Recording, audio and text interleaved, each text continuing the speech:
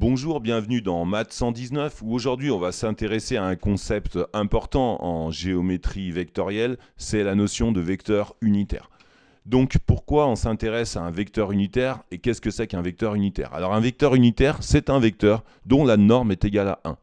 Donc c'est un vecteur dont la norme, la longueur si vous voulez, vaut 1. Pourquoi on s'intéresse à cette notion de vecteur unitaire? Parce que si vous savez que les vecteurs IJK, eh bien, ce sont des vecteurs unitaires dont la norme vaut 1.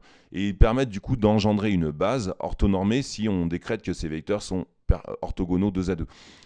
Dans ce cas-là, on a besoin bien souvent de déterminer un vecteur unitaire pour définir une base ou pour faire ce qu'on appelle un projeté orthogonal. Donc cette notion de vecteur unitaire elle est importante parce que ça nous permet de définir une sorte d'étalon, si vous voulez, unité. Alors, comment on va calculer un vecteur unitaire? Supposons qu'on a un vecteur V de composante 1, 2, 3.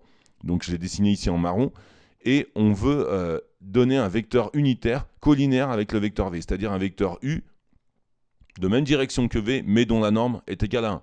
Eh bien, en fait, c'est extrêmement simple. Pour ça, vous prenez tout simplement le vecteur V que vous divisez par sa norme, norme de V.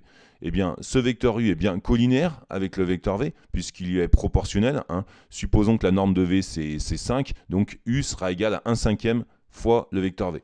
Donc, ils sont bien collinaires, de même direction. Ça, c'est déjà la première condition. Ensuite, on peut facilement vérifier que la norme de U, donc c'est égal à la norme de ce paquet-là. Mais la norme d'un quotient, c'est le quotient des normes. Mais comme la norme d'une norme, c'est toujours la norme. La norme de 5, c'est 5.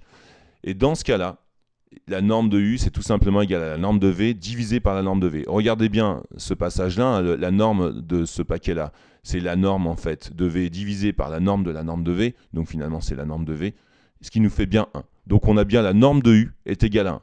Donc finalement, on a obtenu un vecteur unitaire U collinaire avec le vecteur V, simplement en prenant ce vecteur et en divisant par sa norme. Et là, vous êtes assuré d'avoir un vecteur unitaire, c'est-à-dire dont la norme est égale à 1.